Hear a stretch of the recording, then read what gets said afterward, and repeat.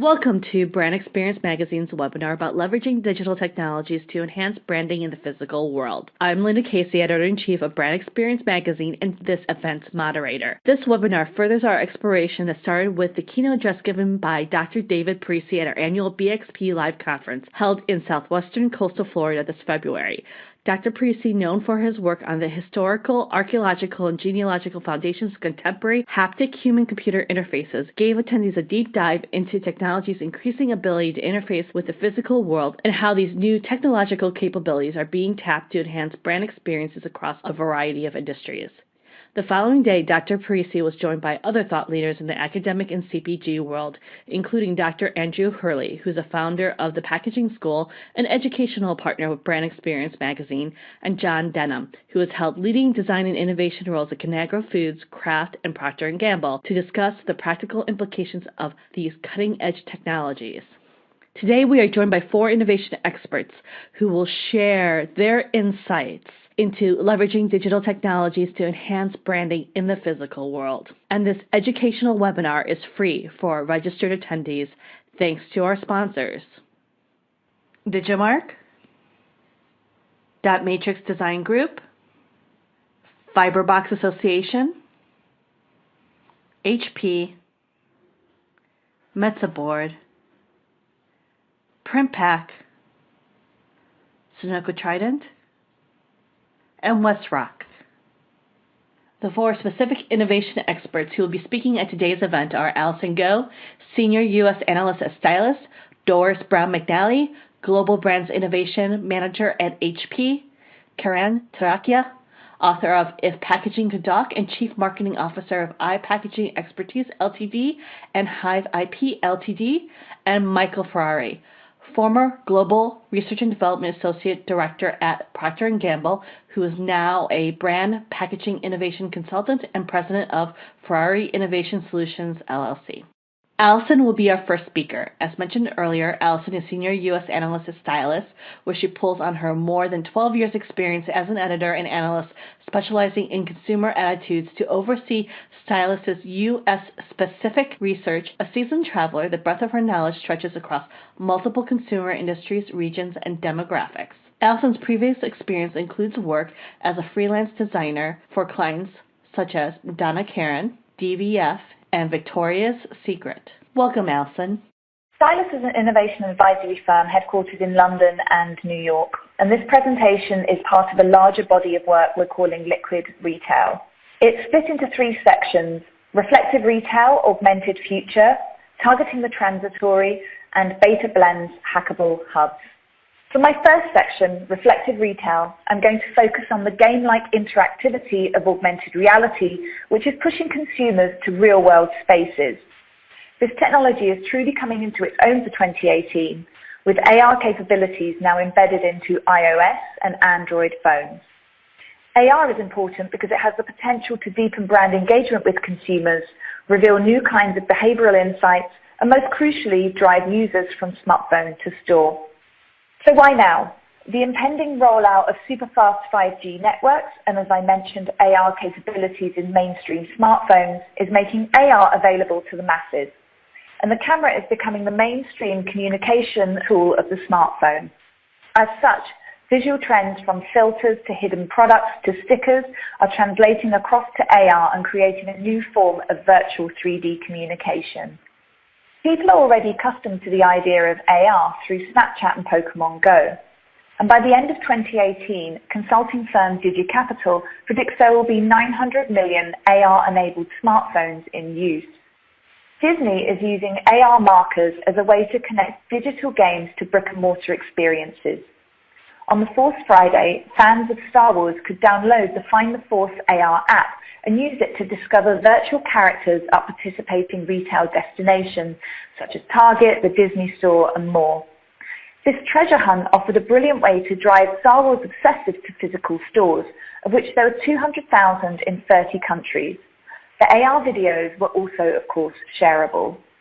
Starbucks is also tapping into the idea of mixed reality brand experience with its new fully immersive flagship Reserve Roastery in Shanghai. Accessible through its Roastery digital app or on Alibaba's Taobao app, visitors are invited to take an AR tour into the world of coffee roasting.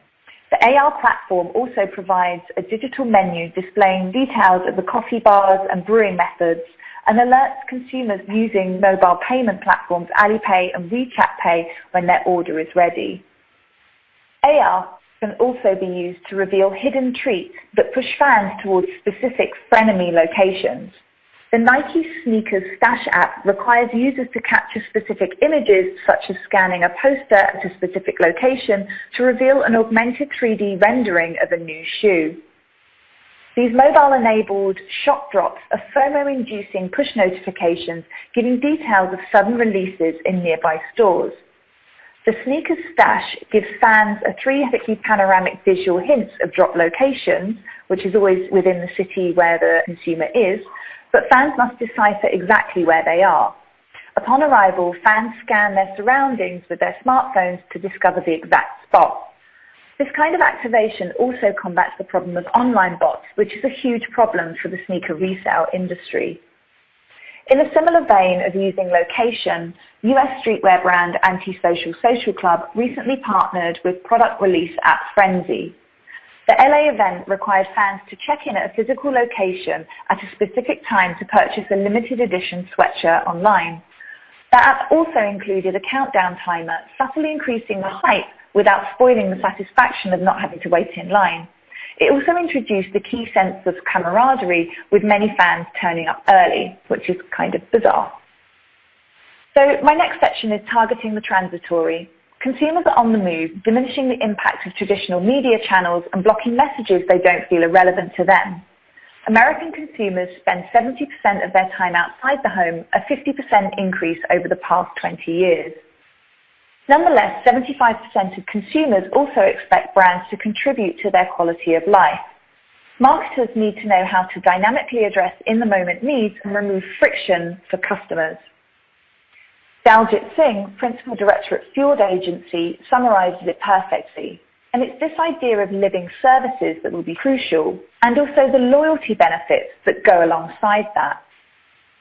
Even at its most basic, Internet of Things connected products offer rich engagement opportunities. Adidas is only giving exclusive hype-beast curated content to owners of its Ultra Boost Uncaged shoe. Instantly updatable, a microsite only emerges on the phone when the chip-enabled shoe is tapped. There's also these projects from New York fashion brand Rombourshow, which includes an Internet of Things-enabled jacket and cap. They both give access to real-time info and privileges.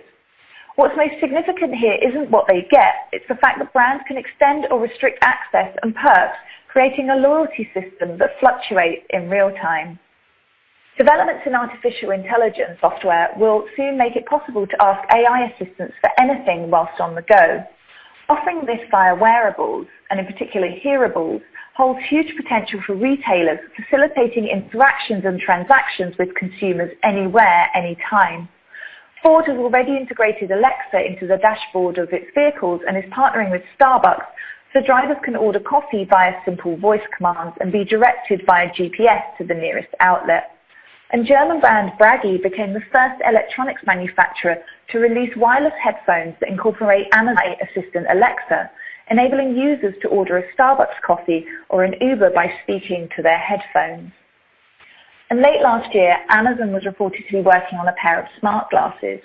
They will look like regular spectacles but tether wirelessly to a smartphone and will use bone conduction audio system instead of an earpiece.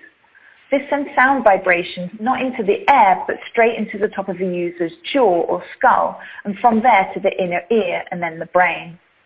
Consumers will be able to speak instructions such as an order out loud to their glasses. And Vuex Blade 3000 launched at CES in January as the first Alexa-enabled glasses. And so on to my third section, data retail blends.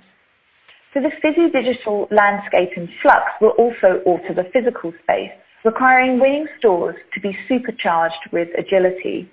Scout Bar in London has a 10-seater private lab area in the basement where visitors can watch skilled staff experiment with food and drinks for future menus and taste their creations.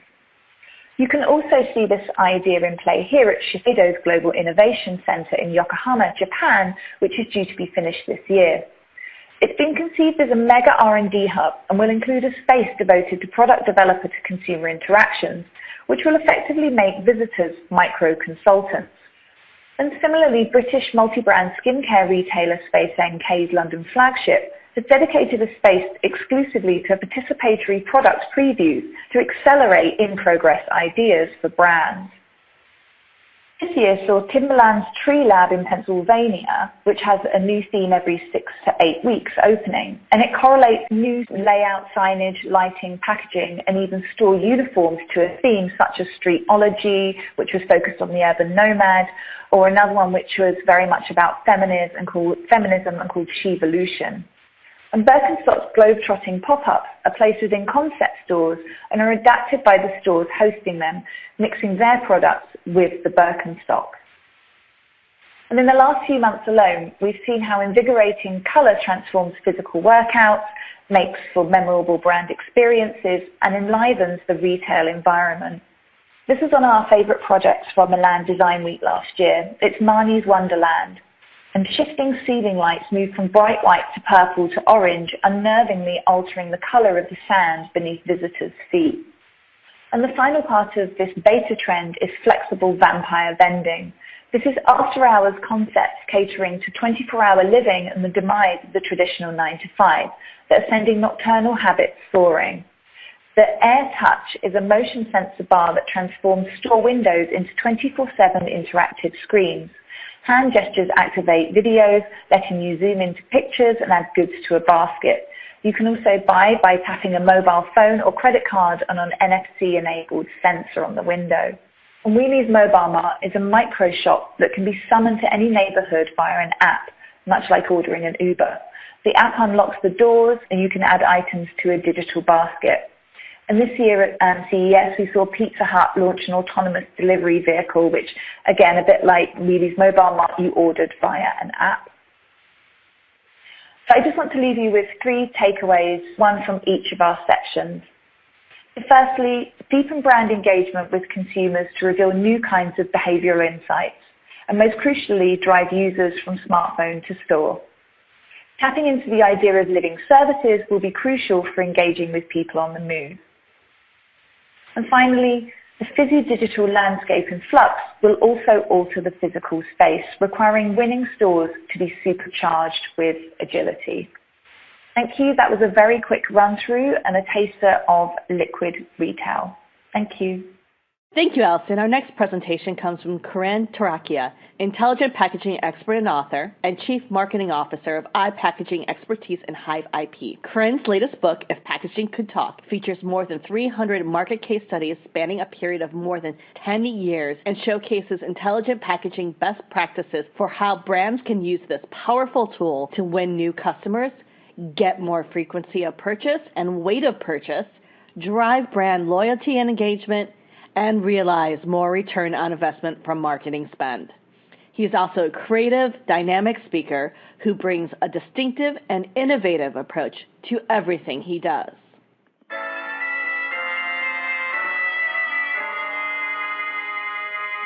If someone stood up in a crowd and raised his voice up real up loud, waved his arms and shook his leg, you'd notice him. If someone in a movie hall cried, "Fire in the second row, this whole place is a powder cake," you'd notice him. And even without clucking like a hen,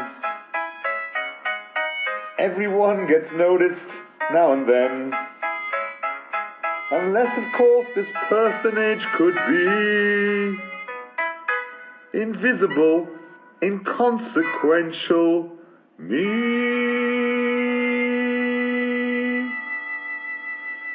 Cellophane, Mr.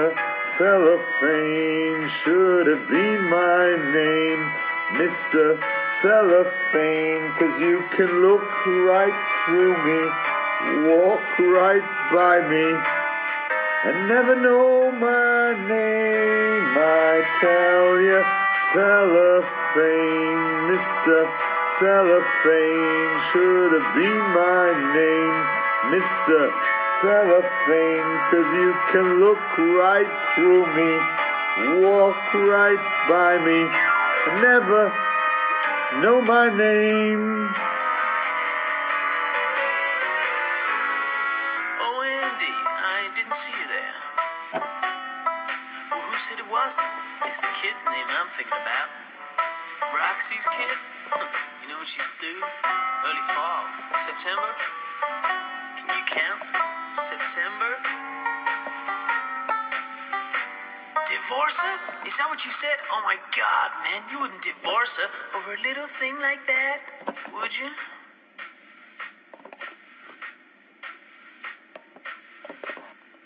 You're still here, Andy. I thought you'd gone. You're probably wondering why I've just sung Mr. Cellophane. The reason is quite clear, that if packaging could sing, I believe they'd be singing Mr. Cellophane. Because there's a very large value that packaging can contribute towards a CPG brand success that is quite simply being missed, just like Mr. Cellophane was being missed. My name is TURAKHIA. I've been in packaging all my life. Primary packaging. That's packaging that sells a product, a box of cornflakes, a pack of beer, a bottle of Coke, a pack of crisps.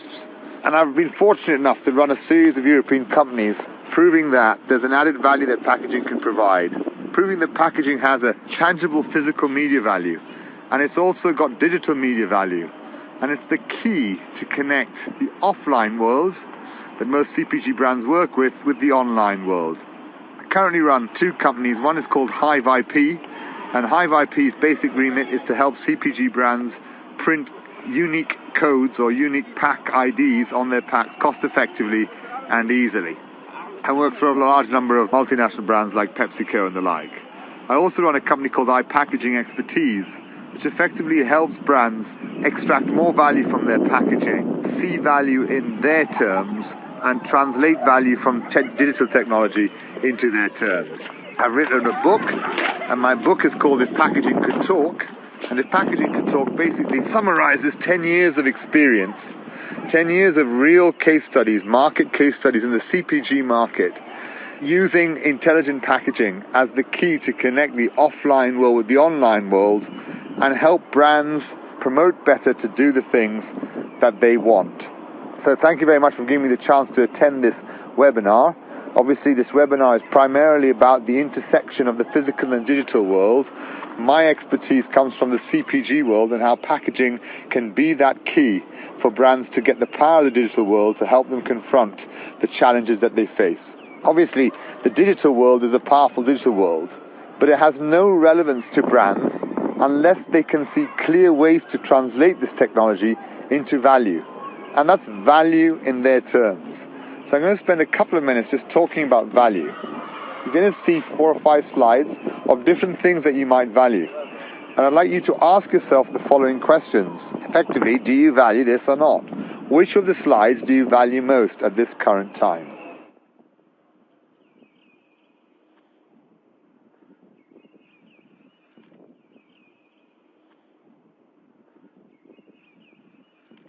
Okay. Without even having you on the line, I can guarantee you that every one of you will probably have picked a different slide from each other. There'll be a wide variety of different answers. I can also say that your response to answering that question is directly related to the time that you're listening to this webinar, the mood that you're feeling, and probably even just the day of the week that you've chosen to answer this question. So why am I sharing this about value? Primarily because CPG brands are exactly the same as we all are, in that value is a very personal thing. And CPG brands value things in their terms. And however impressive the digital technology world is, unless it can be translated into value in CPG brands' terms, according to what they're valuing at that time and in that department, and the way that marketing director looks at things, or the way that procurement director looks at things, then it's of no use at all. Therefore, words like the Internet of Packaging, the digital world, the big data world, augmented reality, unique codes, beacon technology, NFC technology, all have very little relevance to a brand unless they can translate it to what they personally value. They may value things like winning a new consumer, increasing the customer's frequency of purchase, increasing their weight of purchase, i.e. the ability for the consumer to buy across the range, getting them closer to a brand, getting their engagement value so that the engagement value between the brand and the consumer is stronger, increasing the consumer's loyalty, increasing their usage of the product at a certain occasion, so getting consumers to use the product based on a certain occasion, getting more return of investment or more value from the media investments they make. So there's a large number of different things that CPG brands could value. The key question is, what does that brand value, and how can the digital world help them translate that value? What's encouraging is, being entrepreneurial, I've been able to run a series of companies that over the last 10 years, with over 300 market case studies in the CPG world, can prove that actually packaging has a vital role to make brands run better promotions, to help them do things like get a better return on investment from the media spend that they're making, to help them win a new consumer, to help them drive frequency of purchase up, drive weight of purchase up, increase loyalty. So you're probably asking, okay, can you give me a little more information about how brands have actually translated the value of the digital world to what they would call a better promotion? Well, clearly in a webinar it's very difficult to describe the detail of market case studies, but we have over 300 market case studies over the last 10 years, all based on when a pack has been the key to linking the offline and the online world. And the salient point is each time we run a promotion, the pack has always had a unique pack ID on it or a unique code on it. So I'll give you just 3 case study summaries just to back up what I've just said. So brand 1 was a leading snack food brand in the UK, but a worldwide snack food brand. And they wanted to run a promotion that effectively helped them increase brand engagement, the number of times the consumer communicated with that brand pack, but also key was to increase what they call frequency of purchase, i.e. the number of times the consumer bought that brand, and that brand could be bought very regularly because it was a CPG snack food brand, packet of crisps that could be bought every day. So they ran a promotion over 6 weeks. In the UK, so a population of around 20 million consumers, and they managed to get 700,000 consumers to interact with that promotion using the pack. And the level of interaction meant that the consumer had to see the pack and register their details on a digital interface, online or via Facebook, to participate in the promotion.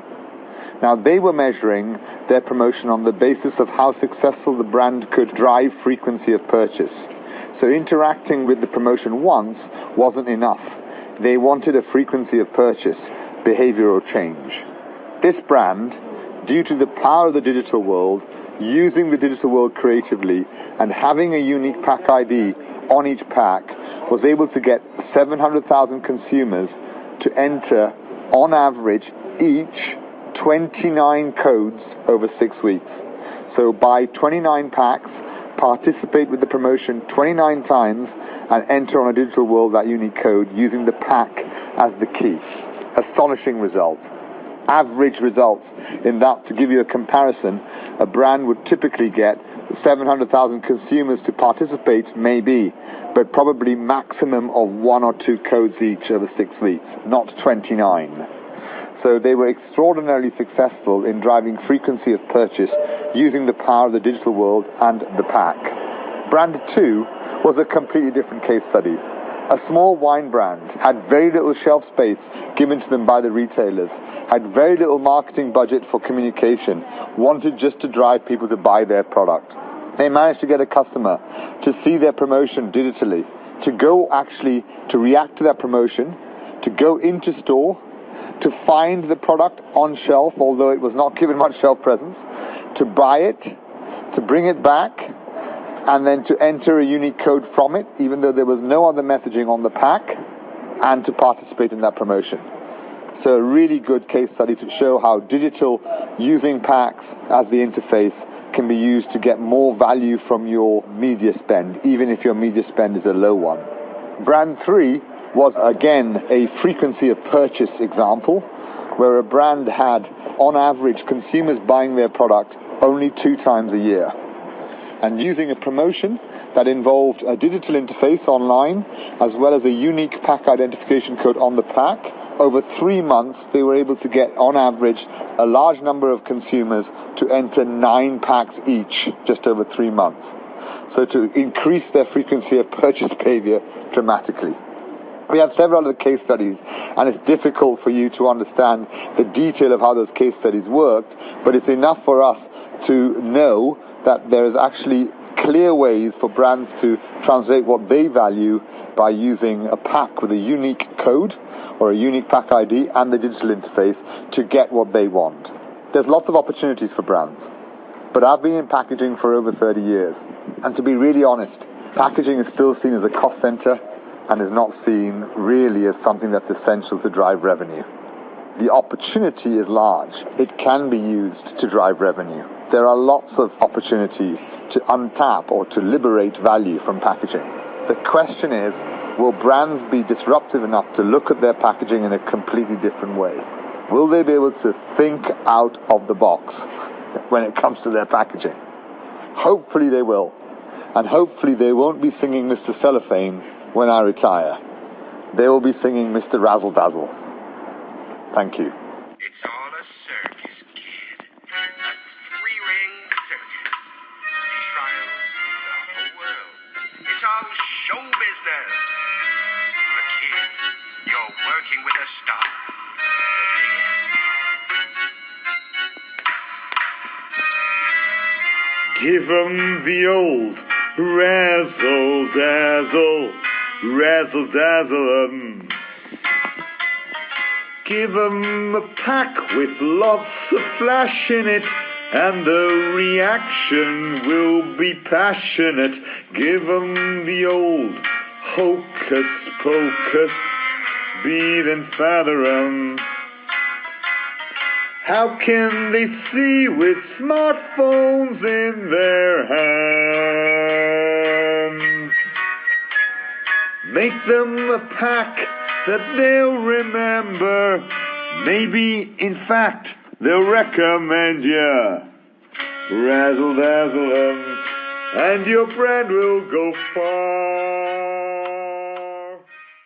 Thank you, KERAN, for that fun and educational presentation. Our final presentation features a dynamic branding intelligence duo. Mike Ferrari pulls on his 32 years of experience at the Procter & Gamble Company as its Global Research and Development Associate Director to educate, guide, and inspire branding, design, and packaging audiences around the world. In addition to being a strategy coach, author, and educator, Mike is a guest lecture professor at the University of Florida, and he is also the winner of the prestigious 2009 and 2010 DuPont Packaging Innovation Award. Mike is co-presenting with Doris Brown-McNally, Global Brands Innovation Manager at HP. Don't let Doris's youthful looks deceive you. For nearly 4 decades, Doris has been recognized in the printing, textiles, and plastics industry as one of the foremost experts on color, a crucial element in corporate branding and identity. She thrives on challenges, particularly those that expand a company's reach. Doris's great strengths, passion, creativity, drive, and leadership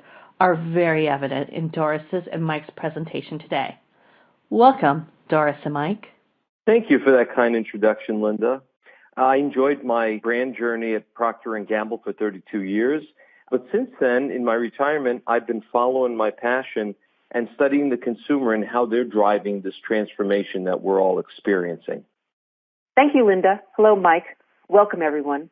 As Worldwide Brand Innovation Manager for HP Inc., I am blessed to work with many of the top global brands and the creative agencies serving these brands. By educating them on the capabilities of HP's digital print solutions, these innovative brands are delighting consumers with some amazing campaigns. Let's start exploring the trends together. The single biggest and most sweeping trend the world has experienced is the mobile phone. This chart shows how there are 7.5 billion people on the planet, and 5.2 are unique mobile users. That means 68% of the world is connected today. Packaging is undergoing a huge transformation, whereas technology is creating choice. Choice is transforming the consumer, and consumers are transforming the brands. Lastly of all of these are transforming the printer and converter. So now let's take a look at two important groups of people, the Millennials and the Gen Zers. Millennials are those individuals who were born between 1980 and 1995. Millennials have surpassed baby boomers to become the largest generation in U.S. history. A recent report on marketing to millennials states that close to 87 million, or nearly 25% of the U.S. population, are 23 to 38 years old. As a result, the millennial generation has a significant influence on the decisions made by consumer goods and manufacturers.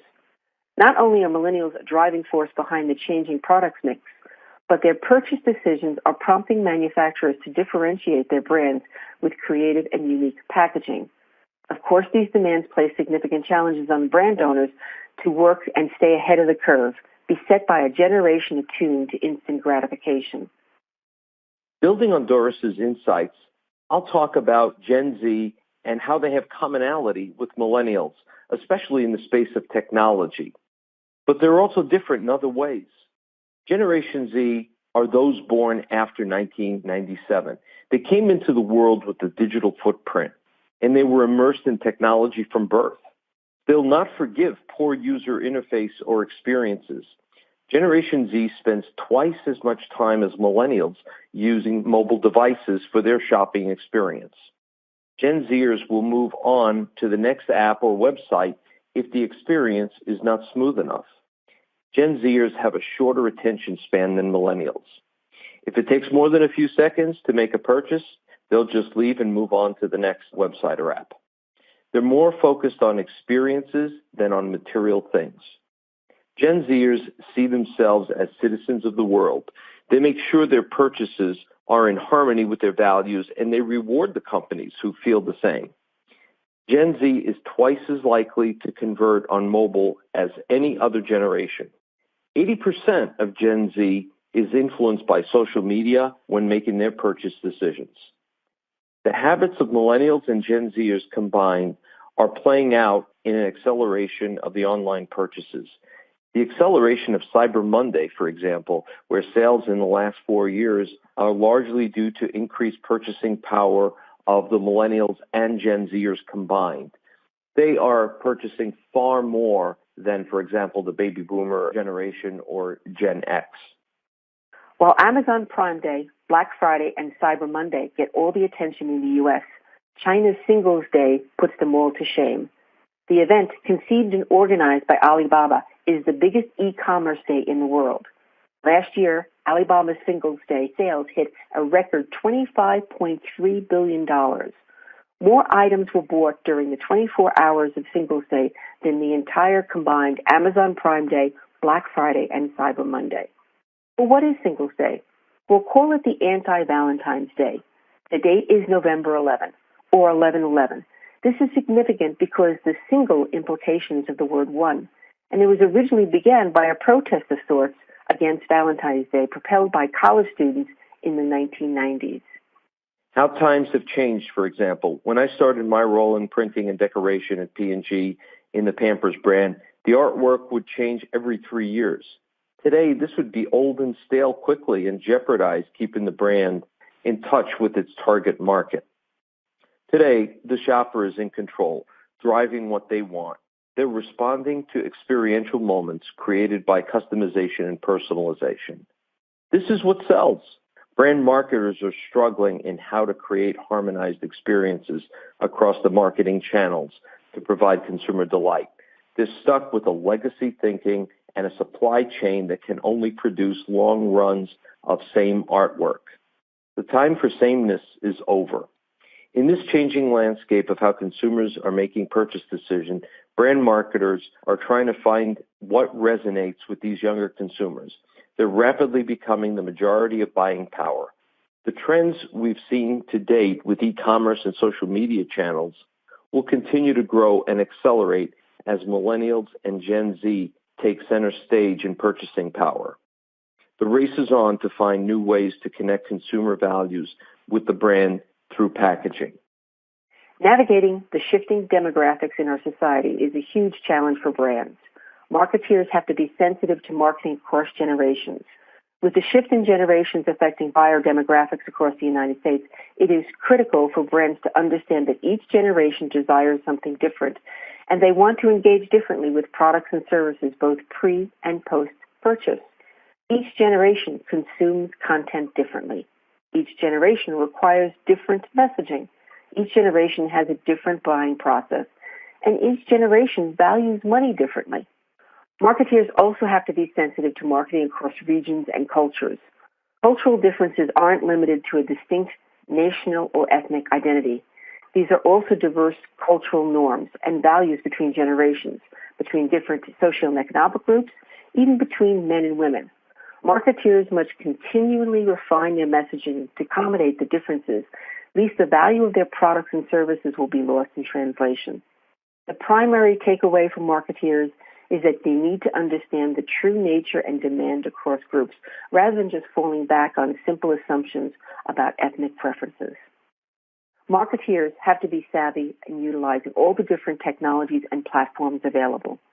Needless to say, there are a lot for marketeers to dig through when figuring out which technical platform is worth investing in and which trends are just simply fads. Marketeers must find technologies that support their goals in acquiring, engaging, and retaining customers. This means evaluating multiple vendors that enable and optimize efforts across search, social, email, and of course, package decoration. While brands face many challenges, there are success stories from around the world, all enabled by technology on one hand, and the courage of marketers to experiment and try new approaches. The story of printing and packaging technology today can be summed up in one word: digital. The initial launch of digital print press technology raised the interest of many. But today, there are other technologies that all work in sync with printing and provide an all-digital workflow. This creates a whole new ecosystem, allowing for agility never seen before. And here are a few case studies that illustrate the point. The need for speed. The need for speed is best illustrated with the last World Series and how TURAKHIA wanted to take the timely opportunity to create a commemorative golf ball pack. These were ready the next day. You can read the full article in BXP magazine. Mother's Day is in the air, so I thought to share this story about the brand, Havana. This is a well-known Argentinian cookie brand. And for Mother's Day last year, the brand wanted to deliver a personalized experience. Havana created 60 unique designs for 52,000 total packages. But each package had its own unique QR code. The person who received the package was able to get a personalized message or a video or a photo from the gift giver. Now imagine that, how personalized that creates an emotional experience. This example illustrates that not everything needs to be about printing. This Turkish candy box had a sleeve with decorative cuts. The next example on the right is about how to take old inventory and through use of a sleeve, you can make it relevant. This champagne box had a sleeve slipped over in order to communicate the upcoming holiday season, Valentine's Day. These words that you see on the right-hand side are not printed, but instead they're laser etched. Sleeves such as these demonstrate the ability to use one unit operation, in this case a Hicon digital die cutter, to produce these elegant packages. Let's talk about 3 trends in marketing to millennials and Gen Zs. First, millennials and Gen Z feel a personal connection to the preferred brands they purchased. Recent studies show that millennials feel that brands and products say something about who they are and what their values are. This trend is also being seen with the Gen Z's demographic. Millennials and Gen Zs consistently seek the latest and greatest products that strike a chord with them, whether it's their passion for a hobby, a commitment to wellness, or a sustainability promise. Here are some amazing examples of campaigns currently in the marketplace. Café Franqueza is a coffee manufacturer located in Mexico. In a way to connect the consumer with their growers, they actually have photographs of the individual workers that work the farms on the back of the packages. In the copy, the content talks firsthand from that grower to the person purchasing the product. This creates a connection between the consumer and the product manufacturing process and is a big hit with millennials and Gen Zs. Amarilla is a liqueur out of Africa, and they support, of course, the African elephants. Recently, they're running a campaign called Name Them, Save Them. You're able to go online, create your own unique elephant using HP's Mosaic technology, place these elephants onto the labels of the bottles, and then purchase them. Portions of your purchase donation go to donating towards the protection of these elephants in the wild. Diageo Smirnoff has been a great supporter of the LGBT community for years. In 2016, they ran this campaign in Europe. They found an artist to depict many different couples. They then placed these images onto the bottles on the background. Once again, they're using the Mosaic capabilities of HP's digital print solutions, and each one of these bottles are totally unique. This resonated between that community and the purchasers in supporting awareness about diversity. In 2017, Diageo upped the ante and brought the campaign here to the United States. In October, they had a call for entries, and they invited the consumers to upload photographs of themselves and their partners. These photographs were then displayed on the bottles and made available in the marketplace, once again putting the pride right onto the shelf. Millennials and Gen Zs want brands to recognize them as individuals. Here's an example of how Coca-Cola treated each individual differently. Working with HP, once again our HP Mosaic software, they took one piece of art and were able to create billions of different executions on these labels, ensuring that each individual person got a unique treatment of the bottle, in effect creating a unique personalized version for them. Another example of a company doing this is Nutella, currently in the marketplace right now in Europe, once again using the HP Mosaic technology. Another example of a brand really connecting with people individually is Tang. This is a Mondelez product. In Brazil, they've invited consumers to upload photographs of family moments. You can then purchase these individually, or these products are also made available in the marketplace. Another lovely example of personalization is Nestle's execution of the Kit Kat bars currently going on now in Europe. You can upload photographs of you and your friends, purchase them online, and of course a mixture of those are also made in the marketplace. Millennials and Gen Zs want to be creative and playful. A lovely example of this playfulness is Strauss Elite Origami. Each one of these chocolate bars are wrapped using Mosaic technology, and when you take the wrapper off them, they give you instructions on how to create an origami cow or an origami.